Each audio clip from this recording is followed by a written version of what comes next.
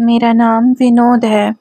मुझे social media में अपने एक्सपीरियंसेस शेयर करना बहुत अच्छा लगता था। उस वक्त मुझे बहुत सारे लोग फॉलो किया करते थे। मेरे पोस्ट पर अच्छे खासे लाइक्स और कमेंट्स आ जाया करते थे। मेरे फॉलोअर्स में से एक लड़की जो मेरे हर पोस्ट पर एक जैसा कमेंट किया करती थी कि मैं उसका हूँ, सिर्फ उसका। देखने में तो ये कमेंट्स थोड़े से फ़नी लगते हैं, लेकिन जब मैंने उसकी प्रोफाइल पिक्चर देखी, उसने मुझे अपने साथ एडिट करके प्रोफाइल पिक्चर डाली थी। ये सब छोड़कर मैं किचन में खाना बनाने चला गया, इस बात से अनजान कि उसी वक्त कोई मुझे छुप कर देख रहा था। तुम्हें इस तरह अपना विंडो ओपन नहीं छोड़ना चाहिए। क्या मैं इसे एक इनविटेशन समझूं? मैं बेवकूफ़ों की तरह अपनी ही दुनिया में मदहोश रोज़ की तरह अपना बिस्तर बनाया और सोने चला गया। मुझे कुछ तो एहसास था, तभी उस दिन रात भर मुझे नींद ही नहीं आ रही थी। जैसे ही मेरी आंखों में हल्की नींद आई, मुझे एहसास हुआ मेरे बेडरूम का गेट थोड़ा सा खुला हुआ है, जिसमें से लिविंग रूम के लाइट की रोशनी मेरे चेहरे पर पड़ रही है। लेकिन मैंने तो डोर लगाया था और लाइट्स भी सारी ऑफ करी थी। हो सकता है भूल गया होऊंगा, ये सोचकर मैं लिविंग रूम में लाइट्स ऑफ करने गया। काश कि मैं उस दिन चुपचाप सो गया होता। जैसे ही मैं लिविंग रूम में पहुंचा, मैंने देखा पर्दे के पीछे कुछ है। जब मैंने पास जाकर देखा तो वहाँ कोई इंसान छुपा हुआ था और मुझे अपनी तरफ आता हुआ देख वो वहाँ से बाहर निकला।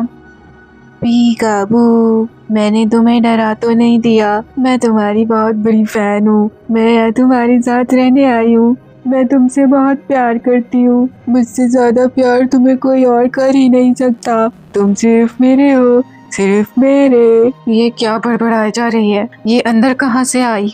तुमने कभी अपनी शक्ल देखी है आईने में? मर जाऊंगा पर तुम्हारे साथ नहीं रहूंगा। उस वक्त डर की वजह से मैंने उसे कुछ ज्यादा ही बुरा भला कह दिया था। मैं उसकी गुस्से से भरी आंखें देखकर साफ बता सकता था कि उसे मेरी बातें पसंद नहीं आई। क्या तुम्हें मैं बदसूरत लगती हूँ?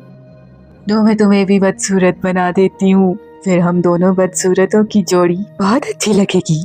फिर हम हमेशा साथ रहेंगे। वो उस वक्त बहुत डरावनी दिख रही थी। उसके सामने मुझे कुछ कहने में भी डर लग रहा था। उसके हाथ में वो चाकू मुझे एहसास दिला रहा था, अगर मैं 1 इंच भी हिला तो वो मुझे मार डालेगी। मैंने उस चाकू से एक पल के लिए भी नजर नहीं हटाई। क्यों? तुम मेरे साथ ऐसा क्यों कर रही हो? वो मेरी तरफ बढ़ ही रही थी, तभी अचानक से लाइट चली गई।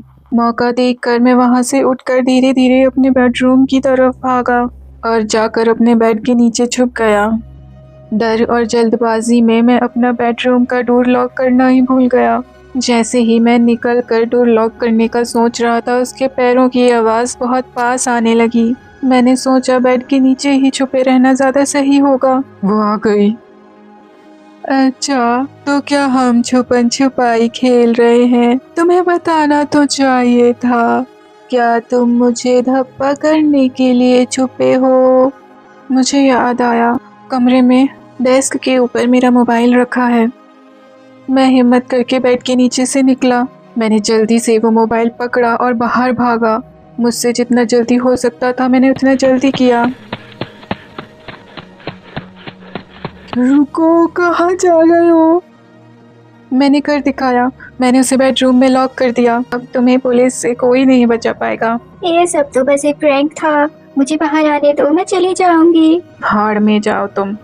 उसे अच्छे से अपने बेडरूम में लॉक करने के बाद मैंने पुलिस को कॉल किया और उन्हें वो सब कुछ बताया जो उस वक्त मेरे साथ हुआ था। वो मेरे बेडरूम के अंदर बंद मेरी सारी बातें सुन रही थी। मैंने तुमसे प्यार किया, तुमने मुझे धोखा दिया। तुमने ही तो कहा था ना अपने आखिरी पोस्ट में कि तुम अपने फॉलोअर्स से प्यार करते हो, मतलब कि तुम मुझसे प्यार करते हो ना। बंद कर अपनी बकवास। अगर तूने बाहर आने की कोशिश भी करी, मेरे हाथ में हथौड़ा है, तेरा मुंह फोड़ दूंगा। जैसे ही पुलिस वैन की सायरन सुनाई देने लगी, वो शांत हो गई और कांच टूटने की बहुत तेज़ आवाज़ आई। जब पुलिस उस कमरे के अंदर गई तो उन्होंने देखा कि वो खिड़की तोड़कर भाग चुकी है। वो अपने साथ मेरी टी शर्ट्स, फ़ोटोज़, यहाँ तक कि अंडरगारमेंट्स तक चुरा कर ले गई। मुझे कुछ वक्त लगा खुद को संभालने में, लेकिन अभी भी मुझे अकेले रहने में बहुत डर लगता है। अब मैं अपने फ्रेंड्स के साथ रहता हूँ, सोशल मीडिया पर थोड़ा कम एक्टिव रहता हूँ। पुलिस को उस लड़की के बारे में कहीं कुछ भी पता नहीं चला। आज भी मुझे कभी उस रात की याद आती है तो रूह कांप जाती है। कभी कभी तो मुझे उसके डरावने सपने आते हैं कि उसने मुझे पकड़कर हमेशा के लिए अपने पास कैद कर लिया है।